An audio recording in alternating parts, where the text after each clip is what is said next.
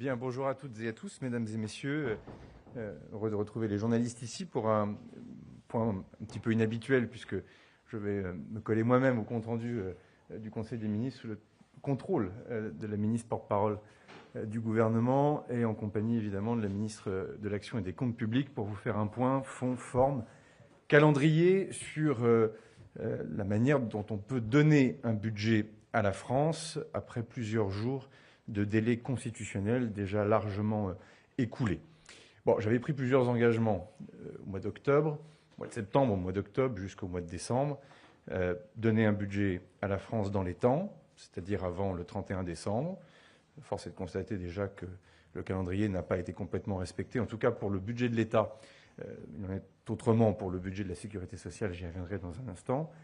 De faire en sorte que ce budget, quoi qu'il arrive, soit à 5% de déficit. Je rappelle qu'il est à 5,4%. Nous sommes à 5,4% de déficit sur l'année 2025. Nous étions à plus de 6% de déficit en 2024. Donc nos engagements internationaux, nos engagements vis-à-vis évidemment de nos partenaires européens, enfin tout simplement la crédibilité de la signature de la France dépend effectivement beaucoup de cette parole donnée à 5%. Et puis, sur un terrain plus politique et personnel, j'avais pris aussi un engagement, et plus qu'un engagement, j'ai fait un pari, qui était le pari de se dire qu'après deux censures de deux gouvernements différents, il fallait gouverner différemment, partager le pouvoir avec les collectivités locales, c'est toute l'initiative qui a été prise sur la décentralisation, avec les partenaires sociaux. Je rappelle quand même le contexte social plus que tendu au mois de septembre dernier, manifestations, une mobilisation de l'intersyndicale très puissante, des mouvements d'ordre public difficiles à gérer avec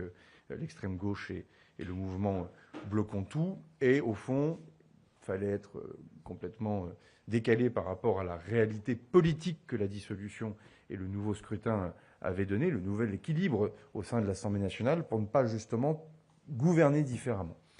Et au fond, ce pari, parce que c'était un pari, c'était de se dire qu'il fallait que le Parlement aille jusqu'au bout des débats, jusqu'au bout de ses votes, jusqu'au bout de ses amendements, pour au fond déjà avoir aussi un moment de grande clarification. On ne peut pas être dans une logique où c'est toujours la faute des autres, dans lequel on n'arrive plus très bien à comprendre qui vote quoi, qui défend telle ou telle conviction, telle ou telle position sur le fond.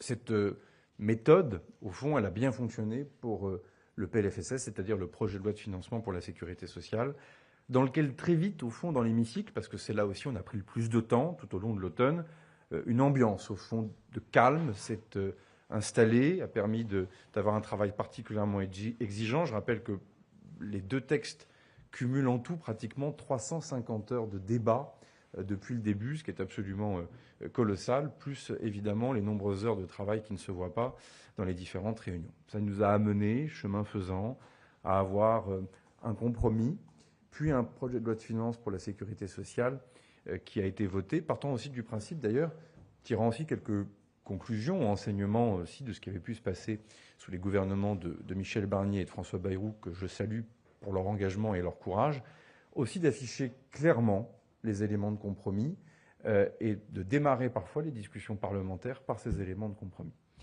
Sur le projet de loi de finances pour l'État, les choses se sont convenablement passées jusqu'à Noël. Elles se sont largement gâtées depuis Noël. Alignement, en tout cas désalignement profond entre le Sénat et l'Assemblée nationale, avec une commission mixte paritaire avant Noël qui a duré quelque chose comme 40 minutes, ce qui donnait déjà d'entrée la tonalité et l'ambiance. Je rappelle que les ministres et le gouvernement ne siègent pas dans cette commission. Des échanges avec les ministres et les formations politiques entre Noël et le jour de l'an qui ont laissé à montrer qu'un chemin était possible. Une reprise des débats en commission à l'Assemblée nationale avec très vite un raidissement, et je l'ai déjà dénoncé à de nombreuses reprises, des tentatives très claires de pression, de sabotage, notamment de la part de la France Insoumise et du Rassemblement national, puis progressivement la désertion de certains groupes politiques qui, jusqu'alors, bien que groupes politiques dans l'opposition très exigeants, avaient accepté de mener un travail de fond, je pense aux écologistes et aux communistes, ils ont décidé, pour des raisons qui leur appartiennent et que je respecte, mais enfin que je ne comprends pas, je les respecte mais je ne les comprends pas, c'est de ne plus venir à ces réunions de travail depuis le début du mois de janvier. Et donc là, évidemment, on a quelque chose qui a commencé à s'embourber, à s'enrayer, avec au fond cette circonstance un peu particulière d'un gouvernement qui veut que les débats aillent jusqu'au bout, mais un Parlement qui de lui-même a acté que, en tout cas certaines composantes du Parlement qui ont acté que les travaux, eux, ne pouvaient pas aller jusqu'au bout. Ce qui m'a amené avec les ministres la semaine dernière à devoir constater les 4 options, au fond, que nous avions sur la table. La première, c'est de ne pas changer de stratégie, peut-être de s'entêter, en tout cas certains ont commencé à le dire, et de se dire, on va renoncer aux outils du parlementarisme rationalisé jusqu'au bout, et coûte que coûte, il faudra qu'il y ait un vote. C'est-à-dire, en clair, permettre une navette jusqu'au moment où Assemblée nationale et Sénat s'accorderont. C'est-à-dire, en clair, renvoyer le texte au Sénat, de le faire encore cheminer dans cet entonnoir, de le renvoyer à l'Assemblée nationale, et de guerre lasse, au fond, dire et prendre l'opinion publique à témoin en disant, vous voyez, le pouvoir a complètement été rendu au Parlement, mais enfin, il faut accepter d'avoir peut-être un budget en avril ou en mai, et probablement pas à 5%. Je me dois, pour être complètement être direct et sans langue de bois, que cette perspective m'a quand même traversé l'esprit. Enfin, comme il se trouve que j'avais dit qu'il fallait un budget vite, comme il se trouve que j'avais dit qu'il fallait un budget à 5%, et puis comme il se trouve que depuis le début, comme ancien ministre des Armées de surcroît, je suis très inquiet du décalage entre la vie politique nationale et la vie internationale géopolitique qui ne cesse de se dérégler, y compris depuis ce début d'année. On voit bien que cette option, au fond, aurait viré à une forme d'entêtement de ma part. La deuxième option, c'est de ne pas avoir de budget du tout.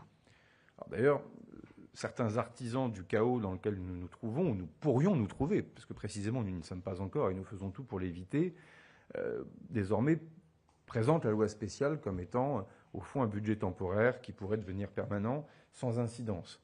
Alors, c'est toujours pareil, quand on ment au peuple français, on s'en sort toujours bien, mais jusqu'à un moment donné où quand même certaines vérités nous rattrapent. C'est vrai en matière de fiscalité, c'est vrai en matière de commandes, notamment de commandes publiques, c'est vrai sur le fonctionnement des collectivités locales, c'est vrai tout simplement aussi pour la crédibilité de la France à l'étranger ou dans notre ensemble européen. Donc, présenter la loi spéciale comme étant un budget minimal qui peut durer est évidemment une hérésie, et ça, nous nous y refusons. Et comme je n'ai pas abandonné la méthode de compromis et de concertation, je me suis assuré auprès de tous les groupes politiques de l'Assemblée nationale et du Sénat qui étaient dans un état d'esprit, même dans l'opposition, mais constructif, n'abandonnant pas les perspectives, heureusement, de défendre l'intérêt général. Ces différentes formations politiques nous ont dit non, la France doit avoir un budget, y compris parfois des formations politiques qui ne l'assumeront pas publiquement, mais qui nous ont dit ne faisons pas n'importe quoi, les choses sont trop graves. Donc ensuite, évidemment, il ne restait que 2 possibilités, celle que le constituant avait imaginée en 1958, les outils du parlementarisme rationalisé, comme on dit, ordonnance ou engagement de la responsabilité du gouvernement. Après, là aussi, beaucoup de concertation. Après, d'ailleurs, avoir demandé à ce que techniquement les 2 outils soient préparés et prêts pour que le gouvernement puisse prendre ses décisions, nous avons décidé, je dois le dire à titre personnel, avec une certaine forme de regret et d'un peu d'amertume, mais d'engager la responsabilité du gouvernement, ce que je ferai demain sur la partie recette du projet de loi de finances. Alors je le fais avec un regret, déjà parce que j'ai conscience que je suis obligé de revenir sur ma parole, mais en même temps, pour tenir parole, il faudrait que je m'entête. Et pour s'entêter, on finirait par dire que je suis têtu, et je ne veux surtout pas, vous l'avez bien compris, avoir l'ego mal placé et être source de désordre. Parce qu'au fond, c'est ma ligne quand même depuis le mois de septembre, discuter avec tout le monde, trouver des lignes de compromis, travailler le plus sérieusement possible, tenir le gouvernement le plus loin possible de l'échéance présidentielle et au fond, refuser le désordre là où d'autres en font commerce. Et donc j'ai bien compris ces derniers jours, y compris en vous lisant, en écoutant les radios et les télévisions, que en m'entêtant trop longtemps, je serais moi-même source de désordre. Néanmoins, il faut que l'engagement de la responsabilité du gouvernement, parce que précisément certains groupes politiques n'ont pas voulu engager la leur, alors qu'ils étaient candidats aux élections législatives pour donner un budget au pays, qu'on le veuille ou non. On peut l'amender, on peut ne pas être d'accord, à la fin on peut voter contre. On n'est pas obligé de saboter la copie, la rendre incohérente, et avec les différentes opérations auxquelles on a pu vraiment constater avec la ministre que désormais il n'y avait plus beaucoup de règles, en tout cas dans la manière de se comporter. C'est une question d'éthique morale, c'est ainsi. Ce n'est pas parce qu'on engage la responsabilité du gouvernement qu'on abandonne l'idée du compromis, du travail sur le fond. Et c'est pour cela que la semaine dernière, vendredi, j'ai commencé à dessiner à quoi pouvait ressembler cette copie finale avec, au fond, aussi quelques conclusions que nous tirons du projet de loi de financement pour la sécurité sociale, qui est un projet de loi de financement, vous le savez, qui permet un certain nombre de protections. Mais enfin, on voit bien que pour les actifs, pour la jeunesse, pour des secteurs qui potentiellement sont en crise, je pense particulièrement au logement, pour le rapport à celles et ceux qui travaillent tout simplement, ou qui vont travailler, les étudiants, celles et ceux qui sont en apprentissage, il fallait qu'on fasse considérablement évoluer la copie. Et je remercie vraiment les ministres parce que ces nombreuses semaines n'ont pas servi à rien, parce qu'elles nous ont permis de moissonner un certain nombre d'initiatives, d'idées, de repousser aussi, en fonction de nos propres lignes rouges, ce que nous ne souhaitions pas. Je rappelle quand même qu'on a démarré ces discussions budgétaires avec des atteintes qui auraient pu être très dures sur l'appareil productif et sur l'outil de production. Je ne reviens pas sur les éléments de fiscalité. Mais enfin, là aussi, il n'y a pas de mauvaise surprise. Le gouvernement a toujours dit les thèmes sur lesquels nous étions ouverts à la discussion et les thèmes sur lesquels, au fond, nous n'étions pas fermés, mais enfin, en tout cas, nos convictions n'évolueraient pas et que, par définition, ces chapitres n'étaient pas ouverts. Ce qui m'amène donc aussi peut-être à dire un mot, mais nous pourrons répondre avec les ministres à vos questions, du fond de cette copie, parce qu'en lisant la presse ce matin, j'ai peur de ne pas forcément avoir été bien compris, donc je vais me permettre d'être encore plus clair. Nous tiendrons les 5%. Et les tableaux, évidemment, vont être dévoilés au fur et à mesure dans la semaine, comme le prévoit la procédure parlementaire, et nous serons à 5% sincèrement. La deuxième des choses, c'est que nous avons visé la stabilité fiscale. Ce qui ne veut pas dire que nous n'assumons pas les outils de lutte contre la fraude fiscale et les outils de lutte contre la suroptimisation fiscale, qui peut être contre. Enfin, parfois, il y a des gens qui sont contre, mais publiquement, en général, ils ne l'assument pas. Nous l'assumons. Il est évident que les règles doivent être les mêmes pour toutes et tous les contribuables, sans quoi le consentement à l'impôt, par définition, s'abîme, ou en tout cas s'effrite. En tout cas, ça m'amène à vous dire que les impôts pour les ménages seront les mêmes en 2026 qu'en 2025.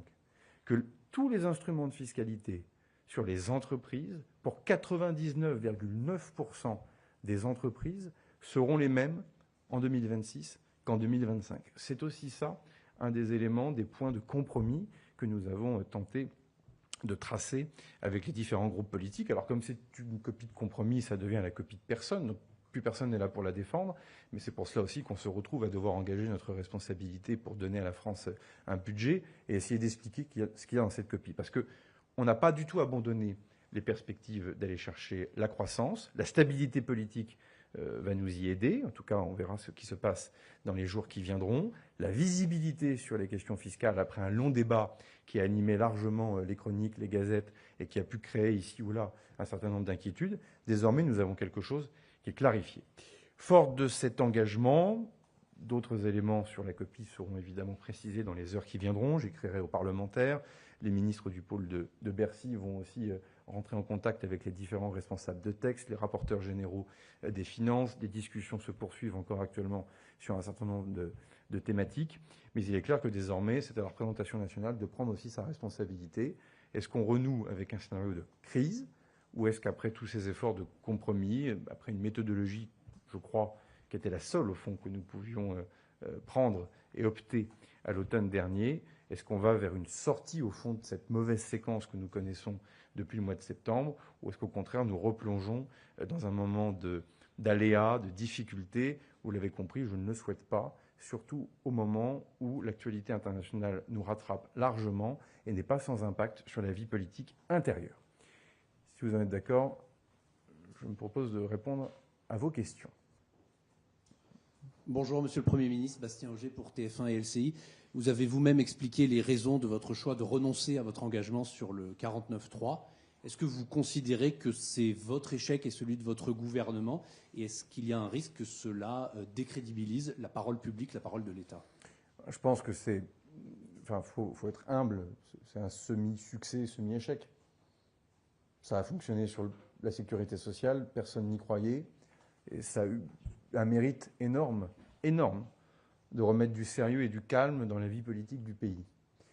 Après, c'est un pari qui a emmené plusieurs personnes. Alors, je vous rappelle que l'abandon du 49.3 était demandé par les forces politiques à l'Assemblée nationale, et vous voyez bien que ces lignes évoluent depuis quelques jours, tout simplement parce que tout le monde en arrive aussi à la conclusion qu'on va dans une impasse. Deuxième des choses, je ne sais pas complètement répondre à votre question, c'est dans 15 jours qu'on saura si tout cela est un échec complet ou pas. Parce qu'au fond, quand même, la première mission du gouvernement de la République, c'est de donner un budget à la nation. Avant tout. Et d'ailleurs, dans les nombreuses paroles que j'ai pu avoir et prendre, c'était de donner un budget à la nation. Et l'abandon du 49.3 était une des conditions pour y arriver. Depuis plusieurs jours, on s'aperçoit que le 49.3 devient la condition pour avoir un budget. Je ne suis pas têtu. Est-ce que c'est ma conviction? Non. Parce que moi, je reste persuadé que notre démocratie parlementaire, elle doit gagner en maturité. Et qu'au fond, qu'à un moment donné, on se retourne systématiquement vers l'exécutif n'est pas une bonne chose sur le long terme. J'ai beaucoup voyagé comme ministre des Armées dans plein de capitales européennes. Il y a des démocraties parlementaires qui sont des modèles, à mon avis, à suivre et qui sont complètement compatibles avec notre Ve République. En tout cas, je suis gaulliste et je défends la Ve République. Ce que je vois, c'est que beaucoup de personnes qui promeuvent une Sixième République, visiblement, sont croyants mais pas pratiquants. Bonjour, Monsieur le Premier ministre. Thomas Soulier pour Le Parisien aujourd'hui en France. Ce que vous ficelez depuis des jours, des semaines avec le PS, le Bloc central et LR, est-ce que vous appelez ça un accord de non-censure? Et est-ce que vous avez la garantie aujourd'hui, à l'heure où on se parle, que vous ne serez pas censuré dans les prochains jours? Et deuxième question, concernant les sénateurs cette fois-ci, est-ce que vous avez la garantie que les débats ne vont pas s'enliser et durer des semaines au sein du Sénat? Non, il n'y a aucune garantie. Je l'ai dit depuis le début. Moi, je ne suis pas un adepte des discussions partisanes. D'ailleurs, je tiens les partis politiques le plus éloignés possible de l'action du gouvernement. Donc non, il n'y a pas d'accord secret, il n'y a pas de discussion et de réunions dans les arrière-boutiques avec qui que ce soit. C'est juste des réunions techniques depuis des semaines ou des amendements qui ont été déposés dans l'hémicycle ou en commission, dont nous constatons qu'il y a un chemin de convergence possible. Donc ce que nous faisons depuis vendredi, c'est mettre devant les Français, pas en cachette, devant les Français, un texte qui nous semble le meilleur pour le pays. Et c'est pour ça, d'ailleurs, que j'ai pris cette décision sur la prime d'activité. Il est vrai que le Parti socialiste le demandait. Enfin, pardon, c'est quelque chose que d'autres groupes politiques ont pu demander dans le passé. Nous-mêmes, sur le premier quinquennat d'Emmanuel Macron, nous avons eu largement recours à la prime d'activité. Et au fond, l'idée de se dire que la France qui travaille, celles et ceux qui sont au SMIC, à 1,1 SMIC, à 1,2 SMIC, méritent un accompagnement en matière de pouvoir d'achat, me semble aller dans le bon sens. On ne peut pas dire qu'on veut revaloriser la valeur travail toutes les 5 minutes et pas en tirer quelques conclusions. Même chose pour Gabriel Attal qui nous a instamment demandé de renoncer à une économie sur les allègements de charges pour éviter que le coût du travail augmente. Le Premier ministre Attal tenait à cette mesure, on y a donné droit. Le MoDem, Marc Fesneau, le président du groupe MoDem, tenait à ce que nous puissions créer un statut de bailleur privé et enfin changer de paradigme sur la question du logement et avoir un plan de relance. Nous le faisons. Laurent Wauquiez m'a demandé à de nombreuses reprises, depuis maintenant de nombreuses semaines, qu'il n'y ait aucun impact sur l'impôt sur le revenu. Laurent Wauquiez, il est clair depuis le début. Il dit les impôts des ménages ne doivent pas augmenter. L'ensemble du barème sera dégelé, comme Laurent Wauquiez nous l'a demandé. Donc, c'est un travail exigeant, qui demande beaucoup de patience, beaucoup de calme, dans lequel, au fond, on a essayé de se dire c'est la copie la moins mauvaise. Alors, c'est le problème d'une copie de compromis. C'est qu'on va avoir beaucoup d'inspecteurs des travaux finis du compromis qui vont venir nous dire c'est trop à gauche, c'est trop à droite, c'est trop ceci, c'est trop cela. Bon, les mêmes qu'on n'aura pas vus pendant les débats depuis 3 mois, souvent. Les mêmes qui ne seront pas venus aux réunions. Les mêmes qui, parfois, d'ailleurs, ont des ambitions politiques pour la suite. C'est la vie des bêtes.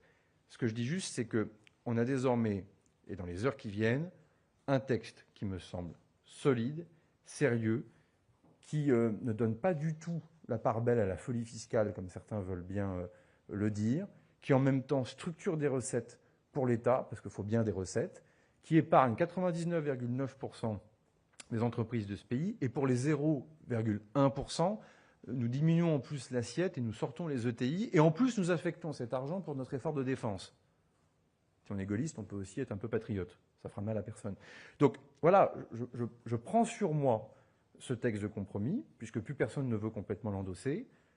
Je le donne au Parlement et j'engage la responsabilité du gouvernement pour ce faire, parce qu'une fois de plus, on est la France, et donc je pense qu'on va arrêter de se donner en spectacle devant le monde entier pendant de nombreuses semaines et nous permettre de donner un budget à la nation.